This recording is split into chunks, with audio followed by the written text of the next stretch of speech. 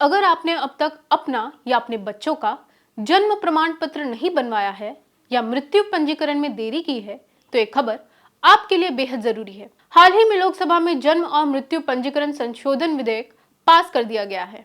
इस नए कानून का मुख्य उद्देश्य देश के नागरिक पंजीकरण प्रणाली यानी कि सिविल रजिस्ट्रेशन सिस्टम को और अधिक सटीक, पारदर्शी और डिजिटल बनाना है। सरकार के इस कदम से आम जनता के लिए सरकारी सेवाओं का लाभ उठाना जहां एक तरफ आसान होगा, वहीं देर से पंजीकरण कराने वालों के लिए नियम पहले से ज्यादा सख्त कर दिए गए हैं। नए संशोधन विधेयक का सबसे महत्वपूर्ण हिस्सा है विलंबित पंजीकरण यानी कि डिलेड रजिस्ट्रेशन के नियम। 21 दिनों के भीतर जन्म या मृत्यु की घटना के 21 दिनों के अंदर पंजीकरण कराना पहले की तरह ही सामान्य प्रक्रिया के तहत होगा। 1 से 2 साल की देरी, यदि पंजीकरण में 1 से 2 साल की देरी होती है तो ये निर्धारित प्रशासनिक अधिकारियों जैसे कि जिला मजिस्ट्रेट या कार्यकारी मजिस्ट्रेट की अनुमति से ही हो सकेगा। और अगर 2 साल से अधिक की देरी होती है, सबसे बड़ा बदलाव यहाँ किया गया है। यदि जन्म या मृत्यु का पंजीकरण 2 साल से अधिक समय बीत जाने के बाद कराया जाता है तो उसके लिए फर्स्ट क्लास जुडिशियल मजिस्ट्रेट का आदेश अनिवार्य कर दिया गया है। फर्जीवाड़े और गलत पहचान पत्र बनवाने की घटनाओं पर रोक लगाने के लिए सख्त कदम उठाया गया है। इस नए कानून की दूसरी सबसे बड़ी खासियत है जन्म प्रमाण पत्र की उपयोगिता का विस्तार।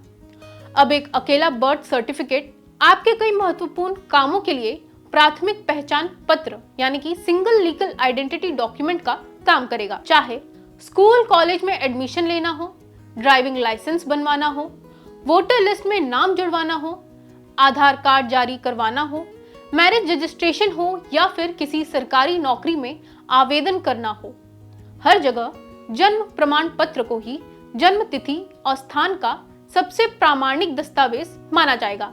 इससे नागरिकों को अलग अलग काम के लिए कई सारे डॉक्यूमेंट्स जुटाने के झंझट से मुक्ति मिलेगी।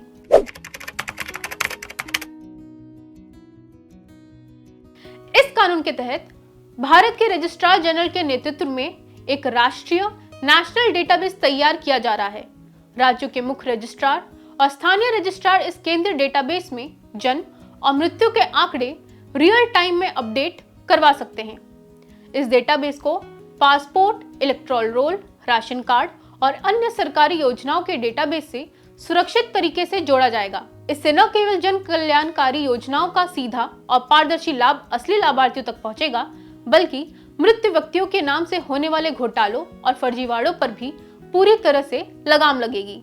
संक्षेप में कहें तो सरकार ने प्रक्रियाओं को डिजिटल और सरल तो बनवाया है, लेकिन समय पर रजिस्ट्रेशन कराने को बेहद अनिवार्य कर दिया है। इसलिए किसी भी प्रशासनिक या कानूनी अड़चन से बचने के लिए परिवार में बच्चे का जन्म या किसी की मृत्यु होने पर 21 दिनों के भीतर ही उसका आधिकारिक पंजीकरण अवश्य करा ले। जानकारी अच्छी लगी हो तो वीडियो को लाइक, कमेंट और शेयर जरूर करें। कैमरा पर्सन रमेश के साथ मैं कोमल यादव, मुंबई समाचार हिंदी।